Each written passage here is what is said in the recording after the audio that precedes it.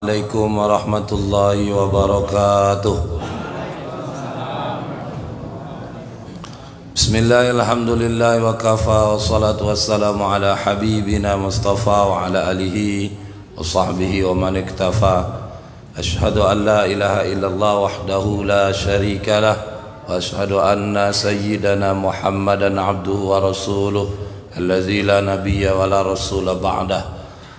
Allahumma salli ala sayyidina Muhammad wa ala alihi wa ashabihi wa ummatihi ila yaumil qiyamah. Subhanaka la ilma lana illa ma 'allamtana innaka antal alimul hakim. Allahumma faqihna fid din wa 'allimna ta'wil, amma ba'd.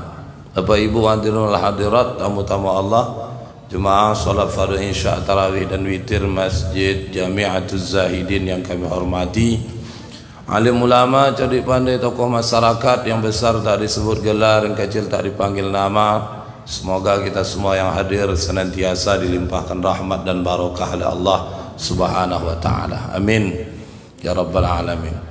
Bersyukur kehadiran Allah dengan lafaz alhamdulillahi rabbil alamin atas limpahan nikmat karunia dari Allah hingga malam ini kita berada di penghujung Ramadan. Ada yang malam ini malam 29 kalau Ramadannya hari Sabtu, tapi ada malam ini malam ke-28 kalau Ramadannya hari Ahad dimulai. Tapi yang jelas kita berada di penghujung Ramadan, hari di mana menentukan detik-detik penentu dari amal ibadah kita. Apakah amal kita sebulan penuh ini diterima oleh Allah atau tidak, ini ditentukan di 10 terakhir di bulan Ramadan. Maka dari itu ibu bapak yang berbahagia, mumpung nikmat Allah limpahkan kepada kita, kesempatan hidup Allah beri kepada kita, kita berada di penghujung Ramadan, jangan sia-siakan kesempatan ini kecuali memperbanyak amal soleh, mengumpulkan perbanyak aktivitas kebaikan, meningkatkan ketaatan dan ketakwaan kita kepada Allah Subhanahu wa ta'ala.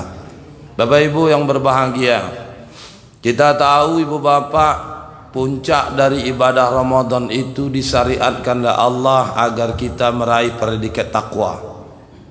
Puncak dari ibadah Ramadan itu agar kita nanti mendapatkan predikat la'allakum tattaqun. Takwa tidak sekedar menjalankan puasa Ramadan. Takwa tidak sekedar bicara masalah ubudiyah atau ibadah ritual. Tapi takwa menurut para ulama imtisalu awamirihi wa ijtinabu nawahihi, mengerjakan semua yang Allah perintahkan. Apa saja yang Allah perintahkan kita kerjakan. Puasa Ramadan kita kerjakan, menutup aurat kita kerjakan, salat 5 waktu kita kerjakan, memakan yang halal kita ambil hanya yang halal. Semua yang Allah perintahkan, imtisalu awamirihi. Tapi tidak sekedar semua perintah, tapi juga tinggalkan larangan, wa ijtinabu nawahihi, meninggalkan larangan. Satu di antara bentuk larangan itu seperti ghibah, melakukan dosa-dosa besar. Nah, termasuklah judul yang dibuat, yakni terkait dengan meninggalkan semua bentuk transaksi yang Allah haramkan, seperti transaksi riba. Saya mohon maaf, saya kaget juga judul malam ini, bahaya riba. Ini kayaknya materi yang ditodong menurut saya. Udah 28 malam, 29 malam ini materi yang langsung ditetapkan, ditodong suruh bahas materi bahaya riba. Tapi tidak apa Bapak Ibu, ini salah satu bagian dari yang harus kita perhatikan. Kalau benar kita ini meningkat ketaatan, kalau benar kita ini meningkat ketakwaan, kalau benar kita ini berhasil sebulan penuh di bulan Ramadan, semua yang Allah perintahkan kita tunaikan, semua yang Allah larang kita tinggalkan. Satu di antaranya itu tadi, transaksi riba. Ya, transaksi riba. Riba itu kita tahu satu dari 7 dosa besar. Nabi SAW ungkapkan dalam sabdanya, ijtanibus sab'al maubiqat, jauhi oleh kalian 7 dosa yang membinasakan. Apa 7 dosa yang membinasakan, yang mencelakakan kita? Asyirku billah, wasihru, wa qatlun nafsan lati haramallah illa bilhaq. Syirik kepada Allah, sihir, membunuh jiwa yang diharamkan oleh Allah kecuali dengan jalan yang hak. wa aklu malal yatim, memakan harta anak yatim, wa akalar riba. Yang kelima itu memakan harta riba, mengambil riba. Wa tawalla yaumaz zahfi, lari dari medan perang. Yang terakhir yang ketujuh itu adalah menuduh wanita baik-baik, al-qazfu, qazaf, menuduh wanita yang baik-baik melakukan perzinahan. Dari satu dari 7 dosa yang harus kita jauhi, hindari, yang itu levelnya sama dosanya di hadapan Allah, salah satunya wa akal riba, memakan harta riba.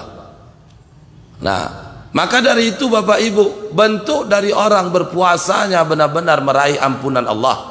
Bentuk dari wujud dari seorang yang berpuasa di bulan Ramadan, digembleng sebulan penuh di bulan Ramadan, dia raih predikat takwa, maka salah satunya dia harus tinggalkan transaksi riba tersebut. Karena takwa itu wa ijtinabu nawahihi, meninggalkan yang dilarang. Satu di antaranya meninggalkan riba. Kenapa riba ini ditinggalkan, dilarang? Karena memang tegas nasnya, ancamannya, sanksinya, hukumannya, tidak hanya di dunia, lebih-lebih lagi di akhirat kelak. Coba bayangkan ibu bapak yang berbahagia, Nabi SAW mengatakan, dirhamur riba yakuluhu, 1 dirham riba yang dia makan, wa huwa ya'lamu, yang dia ketahui, min asyaddin sittatin wala salatina zanyah, dosanya lebih besar daripada 36 kali berzina. Coba kita bayangkan Pak, satu saja melakukan perzinahan, tindakan praktek perzinahan, Allah telah menetapkan syariat, melalui syariatnya hukumannya tegas. Kalau dia bujang dan gadis, dijelaskan di dalam surah An-Nur, surah ke-24. Apa kata Allah? Az-zaniyatu waz-zani fajlidu kulla wahidin minhuma mi'ata jaldah. Pezina wanita, pezina laki-laki, fajlidu, maka jilid, dicambuk. Berapa kali cambukan bagi mereka yang berzina, yang ghairu muhsan, bujang dan gadis? Mi'ata jaldah, 100 kali cambukan. Itu berzina sekali. Itu yang pelakunya ghairu muhsan, bujang dan gadis. Bagaimana kalau pelakunya yang sudah menikah, istri orang, suami orang? Maka kata Nabi SAW, as-saykhu was-saykhatu farjumhuma, pezina laki-laki dan wanita, maka farjumhuma, maka rajamlah mereka berdua. Laki-laki yang berzina ini, perempuan yang berzina ini dirojam. Rojam itu apa? Dilempari pakai batu sampai mati Pak. Itu kalau berzina hanya sekali. Bagaimana dengan kalau sempat 36 kali? Ternyata 36 kali itu kecil di hadapan Allah dibandingkan mereka yang mengambil duit riba cuma 1 dirham. 1 dirham itu berapa? 1 dirham itu Bapak Ibu, itu uang perak. Dulu mata uang yang kita pakai di zaman Nabi, zaman setelahnya Khulafaur Rasyidin, generasi zaman Daulah Umayyah, Abbasiyah sampai terakhir Utsmaniyah, itu mata uang yang dipakai sistem dui logam, dinar dan dirham. Dinar mata uang emas, dirham mata uang perak. 1 dirham setara dengan 2,975 gram perak. Berapa 1 gram perak hari ini? Hah? 30.000 kan? Coba kita bulatkannya 2,975, bulatkan aja 3 kali 30, 90.000 Pak.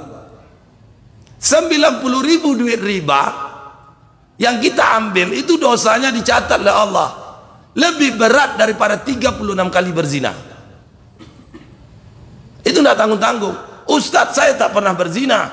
Sejak kecil saya dididik, dijaga, betul-betul dituntun, tidak pernah sekalipun saya berzina. Betul, tapi ketika melakukan transaksi riba cuma 90.000 Pak, maka dosanya lebih besar daripada 36 kali berzina. Coba bayangkan kalau ibu bapak kalau makan duit riba, mengambil duit riba, mengasih duit riba, itu lebih dari 90.000. Anggaplah berhutang 100 juta, dibayar 110 juta. Tinggal dibagi aja Pak. 10 juta bagi 90 kali 36. Berapa kali dosa berzina? Nauzubillah. Besar sekali. Luar biasa Pak. Mengerikan. Bahkan ada dalam hadis yang lain Nabi ungkapkan, ar-riba salah satu wa sab'una baban. Riba itu ada 73 pintu dosa. Aisaruha, yang paling kecil dari 73, yakni ranking 73, nomor 1 paling besar, nomor 2, nomor 3 makin menurun, yang ke 73 yang paling kecil. Maka apa kata Nabi? Mislu ar-rajulu ayyankiha ummahu, seperti laki-laki yang berzinah dengan ibu kandungnya. Nauzubillah. Kita jangankan mau melakukan, terpikir saja tidak. Tapi orang yang memakan harta riba, dosanya seperti berzina dengan ibu kandungnya. Ini menggambarkan dosa riba bukan perkara yang main-main Bapak Ibu. Dosa riba bukan perkara yang sepele. Kalau sempat kita di bulan Ramadan, kita mengharapkan ridho Allah, kita mengharapkan ampunan dari Allah, kita mengharapkan meraih predikat takwa, tapi kita masih melakukan riba, maka demi Allah, ampunan Allah tak kita dapatkan. Demi Allah, predikat takwa itu jauh dari kita. Bahkan ada pertanyaan kemarin masuk ke kita, Ustaz, apa hukumnya orang yang ngeriba, dia berpuasa tapi ngeriba? Ulama ikhtilaf, berbeda pendapat. Ketika seseorang berpuasa, dia melakukan transaksi riba. Kalau kata pendapat Imam Al-Auza'i, Imam Ibnu Hazm, dalam ungkapannya apa kata Imam Al-Auza'i, Imam Ibnu Hazm, ya betulus saum bil ghibah wa yajibu qada'u. Ya betulus saum, batal puasa orang karena ghibah, karena dosa, karena riba. Wa yajibu qada'u, puasa orang ini wajib dia qada. Ngeri ya, betul ngeri. Ngeri Pak. Sebulan penuh kita berpuasa, tak dapatkan apa-apa. Tidak hanya puasanya habis.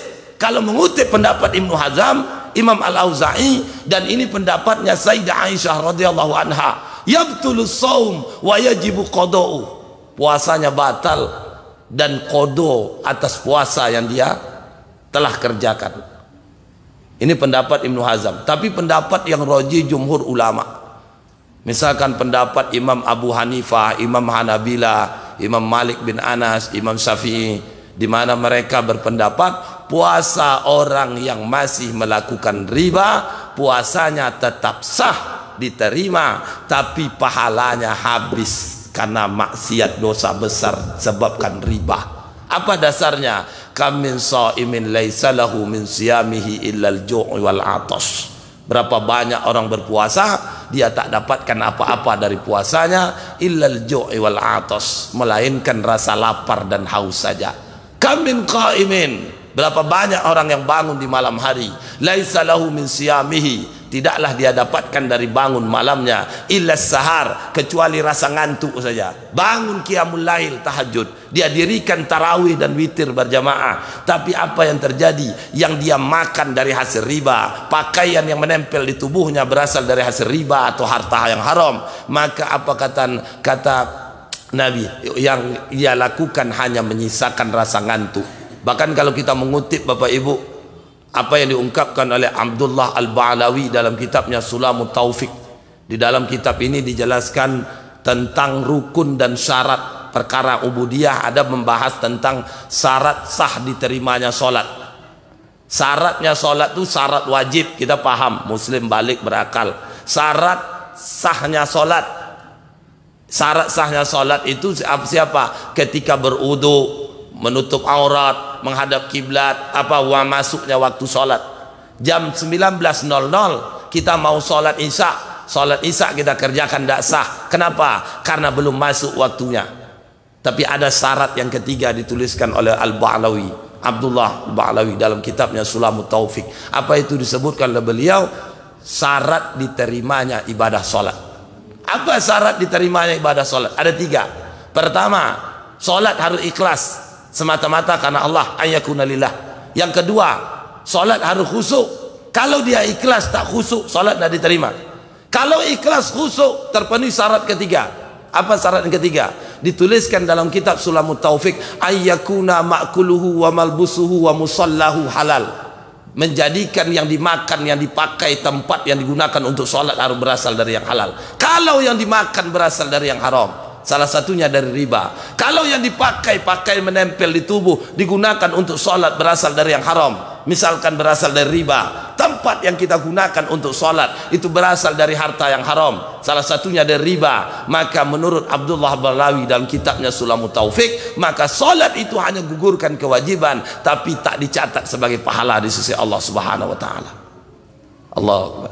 Maka dari itu Bapak Ibu, mudah-mudahan Ramadan tahun ini menempa kita agar kita benar-benar menjadi insan yang soleh, insan yang benar-benar taat. Insan yang soleh yang taat itu bukan insan yang tak berdosa, tapi dia sadar kalau dia berdosa, dia segera berhenti dari dosanya, dia tinggalkan dosanya, dia bertobat, tak mengulangi dosanya. Inilah mukmin yang soleh, mukmin yang baik itu, mukmin yang benar, yang baik itu, bukan mukmin yang tak berdosa sebagaimana layaknya malaikat. Tidak, siapapun hamba Allah yang namanya manusia pasti tak luput dari salah dan dosa. Ya, khata' wan nisyan li sifatanil insan. Salah dan khilaf itu ada dua sifat yang menyertai diri manusia. Salah fitrah perbuatan manusia, tapi manusia yang baik ketika dia sadar itu salah, dia sadar itu riba, dia sadar itu harta haram, dia sadar itu mengundang murkanya Allah, dia sadar kalau itu menghalangnya masuk ke dalam surganya Allah, maka orang mukmin yang baik akan tinggalkan semua yang menghalangi itu, dan dia tempuh jalan yang Allah ridhoi. Apa yang Allah ridhoi jalannya?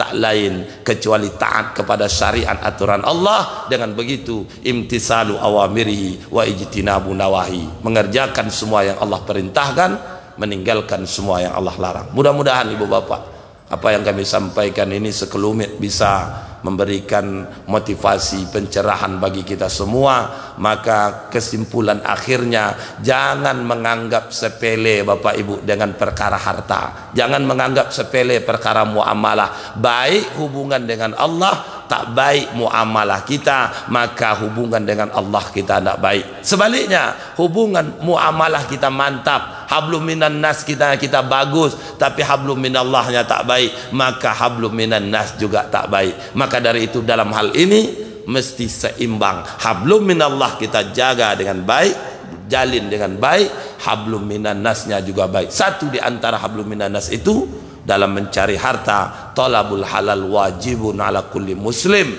Hanya mencari, mengambil yang halal, meninggalkan semua yang haram. Satu di antaranya meninggalkan segala bentuk transaksi ribawi. Hadanallahu wa iyyakum ajma'in. Terima kasih pada Allah, saya mohon ampun. Pada ibu bapak saya mohon maaf. Wallahu muwaffiq ila aqwamit thariq. Ihdinas siratal mustaqim. Wabillahi hidayah wa taufik. Wassalam.